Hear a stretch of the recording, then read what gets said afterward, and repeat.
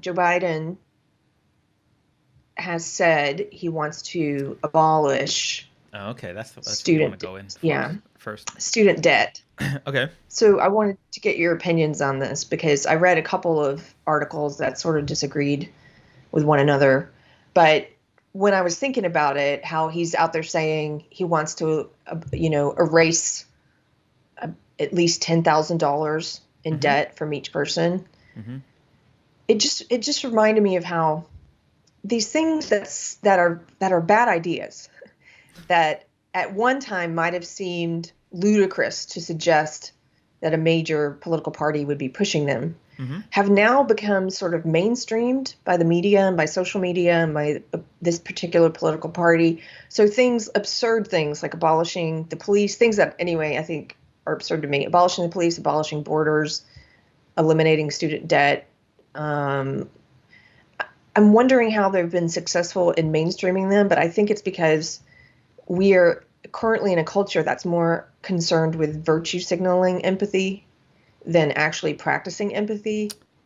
So it's really cheap and easy, cheap in terms of the cost to you to virtue signal online that you think we should wipe out debt. It's not as cheap and easy to think about how would that work, who actually pays for it, because you're not just erasing something. The debt is going to be paid. And so There's no such I thing as was a I free was lunch, wondering, which is, I think, is a common phrase yeah, in the book we're reading this month. Uh, uh, yeah, there's no such thing as a free lunch. Um, so wait, so before because you know me, I have strong opinions about this. So let's dig into your nuance for a minute. Where do you stand on it based on your reading of all this? well, I read two different pieces. One was by Jonah Goldberg, and he was arguing that this is obviously, or it seemed obvious to me at first until I read the other piece. But he was saying this is going to, who's going to pay for this? It's going to be this is going to hurt working class people, Hmm. the so-called marginalized people that the left is always claiming to speak on behalf of and fight for, that they're going to be shouldering the burden of erasing elite college debt for the elite class, and who the taxpayers are going to be stuck with the bill.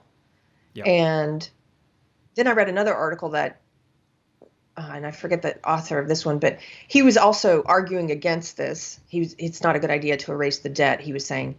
But he was arguing that no, it's incorrect to say that it's the working class that's going to shoulder this burden, because it's going to be the wealthy, who are already taxed at 40% or higher, who are going to be shouldering it. So I just was wondering what you Because thought the about it. wealthy shoulder all the burdens, other except for money expansion, which is shouldered by the marginalized. So it depends on how they pay for it. What do you mean by money expansion? You mean printing money? Yeah, so there's basically three different ways the federal government can obtain money, and I'm gonna abstain from using the word revenue intentionally because revenue implies a productive activity. A bank robber doesn't get revenue by robbing a bank. There's three ways the U.S. can obtain money as a federal government. One, they can tax it, right? They can just tax your income and get it from you. Two is they can borrow it, so they can go to other countries, banks, whatever. They can borrow money. Um, and there are a lot of debt holders. Japan holds a lot of our debt. China holds a lot of our debt. I think the UK probably still holds some of our debt. I don't remember. I don't know who the largest debt holders are. And the third way is they can just. I'm saying this kind of metaphorically. In the olden days, this is literally true. Now they probably just type digits into a computer, but they can fire up the printing press and just crank out 20s, right? And be like, here we Yeah. go. We got more money.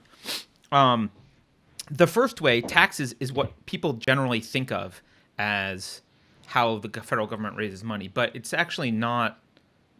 Uh, it is a decent percentage, but by no means the primary way through which the government uh, raises money to do things like this, or gets money to do things like this.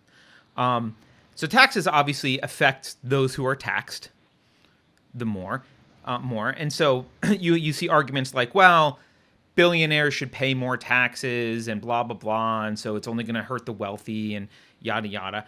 And those arguments are true only at the very at a very sophomoric level of economic analysis. Only if you look and say, well, we took the money from Mark Zuckerberg, therefore it didn't hurt anyone else. But the fact is, Mark Zuckerberg's money, or any wealthy person's money, is not sitting in a mattress. And so his money is being Right. used productively, being lent out probably through fractional reserve lending or lent directly to companies to grow. And so taking that money out of the economy actually does have, I hate to use the phrase trickle down because it has Reaganomics implications, but I don't mean Reaganomics, but it does have downstream effects, removing that money from the the coffers that are like rich people's banks are what fund small businesses, for example. Like it's Mark Zuckerberg's bank account that funds that donut shop that's starting on, like, ultimately that's what happens. Right? That money is kept in institutions and invested. Yes, it goes through tiers of investment, but eventually it comes out in the form of bank loans and investments. And so you take that capital out at the top level, and you're not just hurting Mark Zuckerberg. In fact, you're probably not hurting Mark Zuckerberg as much as you think, because he doesn't really need as much. Like, if you subtract $1 billion from Zuckerberg's net worth, it doesn't mean a lot to him. But if Right. you subtract $1 billion from the capital available to lend to small businesses, especially if it can be lent through a fractional reserve system where it could actually be $10 billion that's lent out, and that becomes little chunks of money. It's the $100,000 loan for the restaurant or whatever. Like, that has a big impact on those people. That they miss that money a lot. So even taxes are not this kind of eat the rich kind of thing that people think they are. And I'm steering clear of the moral hazard of why would you punish rich people and not other people? That's morally reprehensible anyway. But it doesn't even do that. So that's taxes. Printing money is a regressive tax ultimately, because printing money expands the money supply, and expanding the money supply makes every dollar less valuable. So a really simple way to think about this is, let's say we're at a party and there's 12 pieces of pizza and there's 12 people. Well, each piece of pizza has a certain value, like it's, or maybe there's 24 people and 12 pieces of pizza. Maybe only the really hungry people are going to be like, I really want that piece of pizza. It's very valuable to me because I'm really hungry, and it's less valuable to me, or whatever. And you might sell it. I don't know. Maybe a party's not the best example. But if there's 300 pizza pies and 24 people, pizza's worthless, right? It doesn't. No Hmm. one's like, ooh, I got to get that piece now before it's gone. It's like, well, there's 300 pizzas here. No one that cares, right? And so that's how money works. Money has a price. And so the US dollar, if there's an infinite supply of US dollars, then they are worth zero. Zero. They're worth zero compared to anything else. If Right. there's one US dollar, well, pennies suddenly become very, very valuable, right? They're 1% of all of the dollars. That's pretty good, right? So printing money has a downstream effect in that and because you have that inflation of the money supply, you end up with price inflation because everything becomes worth. You have to spend more dollars to get each thing because dollars lose their value. So then that becomes an effective tax on people who need to have a large percent of their income to provide sustenance. Does it technically tax Zuckerberg the same as you?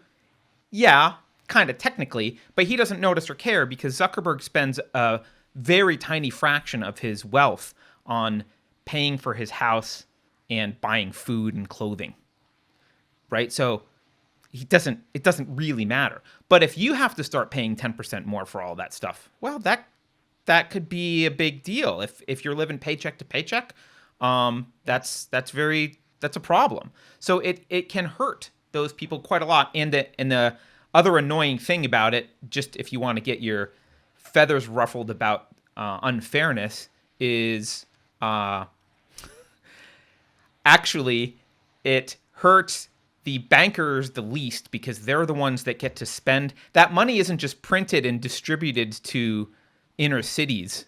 That money is printed and goes through the banking system first. So the inflationary effect on the prices there's a lag between when the money's printed and when the prices inflate. So the banks get to spend that money before the inflationary effects happen. And by the time it trickles down to you, by the time that Then money gets out by that time prices are inflated. So it's even worse than what I said because banks, it's actually hurts the little guy more than it hurts, if you're a member of a central bank, right? You can spend it right away. okay. So that's the second. Sorry, I know this is long, but then the third way No, that the federal I government. appreciate it. And by the Okay. way, you're doing a great job of explaining this. I like the pizza analogy, and you know that economics is hard for me to stay focused. It's I just know. I know everybody you don't has like it. topics that kind of bore them, but you've still got my attention. So Economics thank you. matters because in order I to know, survive on Earth, you need to eat. That's basically right? why it And matters, right? I want to have more of these kind of conversations, and Yeah. I'm So the first way saying is anyway. Thank taxes. you.